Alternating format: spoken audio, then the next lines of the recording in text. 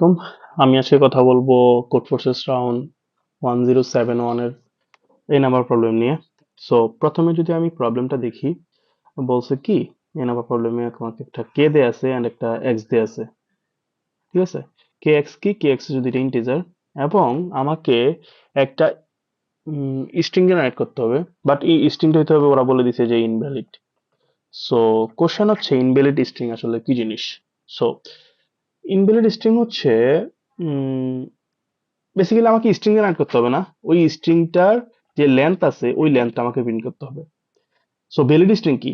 Invalid string বুঝতে হলে আমাকে ভ্যালিড স্ট্রিং বুঝতে হবে। ভ্যালিড স্ট্রিং হচ্ছে আপনি যে স্ট্রিং এর ক্যারেক্টার গুলো নিবেন, স্ট্রিং অফ আই, সে হবে ফার্স্ট কেটা অ্যালফাবেটিক্যাল লেটারের থেকে ছোট হইতে হবে। লাইক কে যদি 2 হয় তাহলে হচ্ছে আপনি এ অথবা বি দিয়ে এই স্ট্রিংটা জেনারেট করতে পারবেন। ঠিক আছে, অ্যান্ড সেকেন্ড যে কন্ডিশনটা আছে সেটা হচ্ছে যে প্রত্যেকটা পেয়ারের জন্য স্ট্রিংটা যে আপনি বানাইছেন, সে প্রত্যেকটা পেয়ারের জন্য যদি তারা ডিফারেন্ট হয়, ঠিক আছে, string of I R J যদি আপনি নেন, তাহলে তারা যদি ডিফারেন্ট হয় তাহলে জে মাইনাস আই এদের আহ, ভাগশেষ এক্স দিয়ে অবশ্যই শূন্য হইতে হবে, দ্যাট ইজ এক্স দ্বারা ডিভিজিবল হইতে হবে।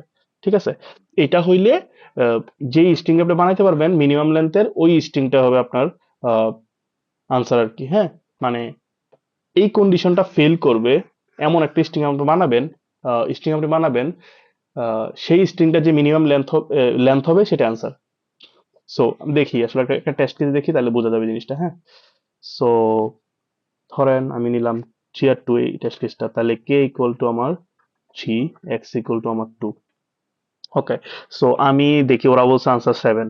সো আমি দেখি হচ্ছে আসলে কিভাবে আনসার 6 কেন হয় নাই, মানে 6 পর্যন্ত আমি কিভাবে বানাতে পারতেছি। ঠিক আছে, তো আমি হচ্ছে 6টা লেন্থের একটা স্ট্রিং নিলাম।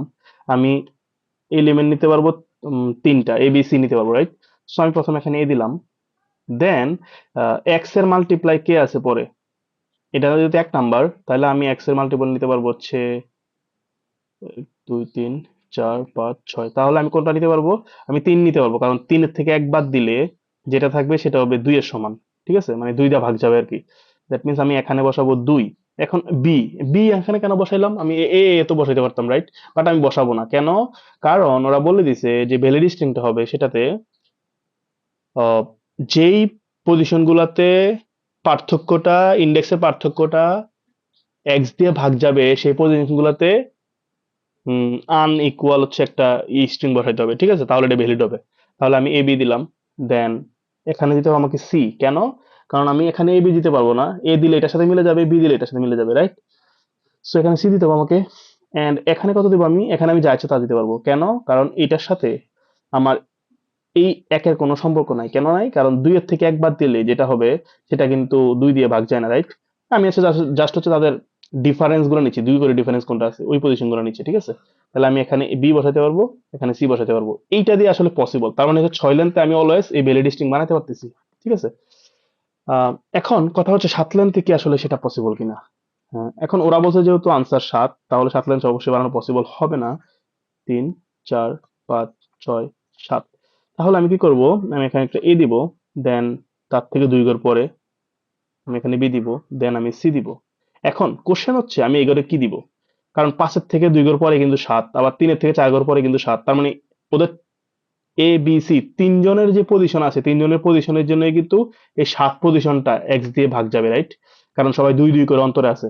ওকে, তাহলে প্রবলেম ইজ আমি হচ্ছে এখানে কি বসাবো? আমি কে বসাবো, বি বসাবো নাকি সি বসাবো? আমাকে যে কোনো একটা বসাতে পারো, রাইট? আমি যেইটাই বসাই না কেন, আমি যদি সি বসাই তাহলে তারা মিলে যাবে।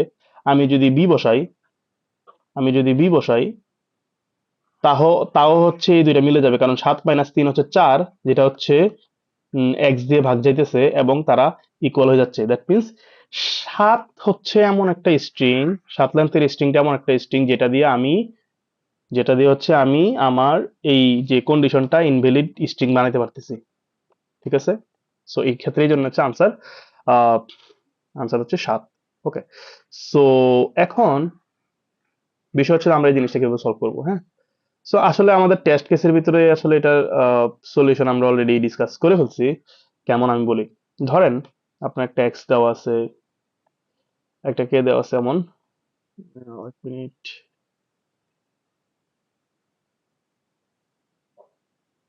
সরি।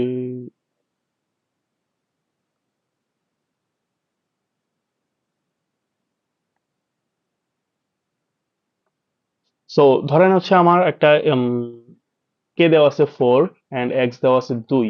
আপনি কি করবেন? আপনি হচ্ছে চাইবেন যে আমি সর্বনিম্ন কোন স্ট্রিংটা বানাতে পারবো, তার লেন্থ কত হবে, যাতে হচ্ছে আমি একটা ইনভ্যালিড স্ট্রিং পাই, রাইট? সো যদি চিন্তা করেন, আমি 4 লেন্থে যদি এটা করি, 1, 2, 3, 4, আমি এখানে এ দিতে পারবো, এখানে বি, এখানে সি, এখানে ডি।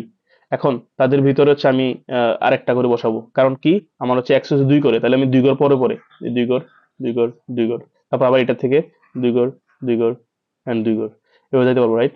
সো আমি এখানে এ দিতে পারবো, এখানে বি দিতে পারবো, এখানে সি দিতে পারবো, এখানে ডি দিতে পারবো। তাহলে আমার কত হইলো আসলে?